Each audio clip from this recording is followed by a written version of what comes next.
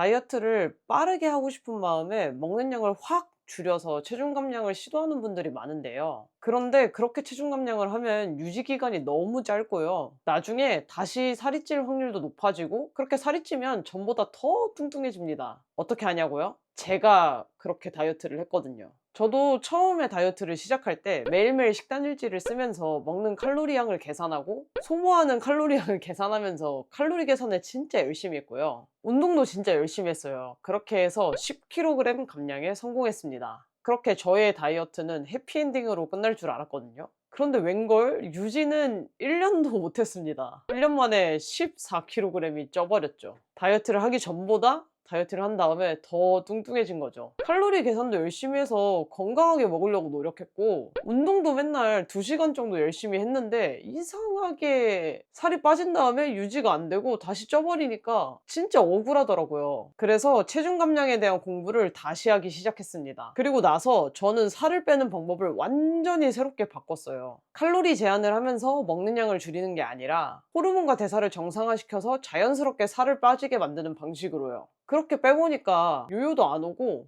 유지도 잘 되더라고요. 그래서 저는 다시 14kg을 감량했고요. 그 감량한 체중을 지금까지 잘 유지하고 있습니다. 한 4, 5년 정도 유지한 것 같아요. 제가 이렇게 다시 빼보니까 살은 억지로 굶어서 뺄 필요가 없더라고요. 그래서 오늘은 굶지 않고 살 빼는 방법에 대해서 알려드리도록 하겠습니다. 앞으로도 여러분의 다이어트에 도움되는 영상 매주 업로드 할 테니까요. 다이어트 성공하고 싶으신 분들은 제 채널 구독 눌러주세요. 사실 살을 빼는데 가장 중요한 것은 칼로리 제한이 아니라 호르몬 정상화와 대사 정상화입니다. 제가 아무리 이렇게 말을 해도 에이, 그래도 먹는 양 줄이면 살은 무조건 빠져, 이렇게 말하는 분들이 계신데요. 그게 단기간에는 효과가 있는데 장기적으로 봤을 때는 효과가 없더라고요. 적게 먹어서 살이 빠지는 것의 효과는 1년이고요. 그렇게 적게 먹으면 우리 몸이 거기에 맞춰서 대사량을 낮추기 때문에 다시 원래 체중으로 돌아가게 됩니다. 제가 그냥 제 뇌피셜을 얘기하는 게 아니라 진짜 실험 결과가 있어요. 미국에서 7년 이상 진행된 아주 흥미로운 연구 결과가 하나 발표됐었는데요. 여기에는 참가자도 48,835명이라는 엄청나게 많은 사람들이 참여를 했어요. 보통 식단이랑 다이어트에 관련된 연구는 4주에서 8주 정도 지속하고요. 참여 인원이 30명 정도거든요. 그러니까 원래 연구랑 비교하면 어마어마하게 큰 연구라는 거를 알 수 있으실 거예요. 이 연구에 참여한 여성분들은요, 40대 이상의 여성분들이고요. 참여한 분들을 두 그룹으로 나눠서 연구를 진행했습니다. 참가자 중에 절반은 저칼로리, 저지방 식단을 했고요. 절반은 그냥 마음대로 먹었습니다. 저칼로리, 저지방 식단을 한 그룹은요, 하루 칼로리의 20% 미만을 지방으로 섭취하라고 권고를 받았고요. 모자르게 된 칼로리를 과일, 채소, 통곡물을 먹으라고 권고를 받았어요. 가장 일반적으로 생각하는 건강한 다이어트 식단이랑 굉장히 비슷하죠. 그래서 이 참가자분들이 식단을 성공해야 연구 결과를 볼 수 있는 거잖아요. 식단을 성공하게 만들려고 전폭적인 지원을 해줬습니다. 이 참가자들한테 전문가들이 식단에 관련된 교육을 직접 진행했고요. 그리고 식단 가이드를 언제든지 편하게 볼 수 있게 만들어줬고요. 상담이 필요한 사람들은 1대1로 상담까지 해줬습니다. 그리고 언제든지 연락하면 상담을 해줬어요. 이게 다이어트 성공을 위해서 진짜 많이 도와준 거잖아요. 사실 이 이상 도와줄 수 있을까 싶을 정도로 도와줬는데요. 연구를 정확하게 하기 위해서는 식단에 성공을 했어야 되는데 과연 사람들이 식단에 성공했을까요? 7년 넘는 시간 동안요. 여기 결과를 보여드리겠습니다. 사람들은 확실히 식단을 잘 지켰어요.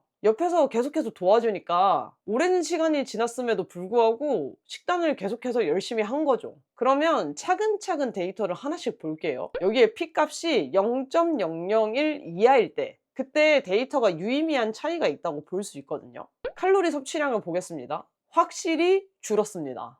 하루 섭취 칼로리를 봤을 때 무려 361.4kcal라 줄었는데요. 확실하게 이렇게 교육도 하고 상담도 하고 옆에서 계속 지원해 주니까 사람들이 식단에 성공할 수 있었던 것 같아요. 근데 여기서 361.4kcal가 도대체 어느 정도의 양이냐라고 했을 때는 보통 쉽게 생각할 수 있는 밥으로 생각해 보면 밥이 한 공기에 300kcal 정도거든요. 그러니까 밥 한 공기보다 더 많은 양을 매일매일 줄여서 먹은 거죠. 그리고 지방 섭취량도 줄었는지 볼게요. 보시면 지방 섭취량도 많이 줄었고요. 특히 포화지방의 섭취량이 눈에 띄게 많이 줄었습니다. 포화지방이 줄었다는 건 버터나 고기 같은 섭취가 줄었다는 걸로 볼 수 있거든요. 그리고 식이섬유 섭취량은 늘었습니다. 과일과 채소, 곡물의 섭취량이 늘었는데요. 그래서 전체적으로 지방의 섭취량은 전보다 훨씬 줄었고 탄수화물의 섭취량은 전보다 늘었습니다. 그리고 총 칼로리 섭취량도 줄었고요. 그러니까 삼겹살 먹을 때 지방 부분 막 오려내서 떼고 먹고 흰쌀밥 대신에 현미밥 먹고 이런 식으로 건강하다고 생각한 다이어트 식단을 한 거죠. 그럼 체중은 얼마나 줄었을까요? 처음 1년은 꽤나 효과가 있는 것처럼 느껴졌습니다. 체중이 꽤 많이 줄었거든요. 그런데 시간이 점점 흐를수록 효과가 줄어듭니다. 아무것도 하지 않고 마음대로 먹은 그룹이랑 점점 가까워지는 거 보이시나요? 우리는 한국 사람이니까 특히 아시아인들을 모아놓은 데이터를 한번 볼게요.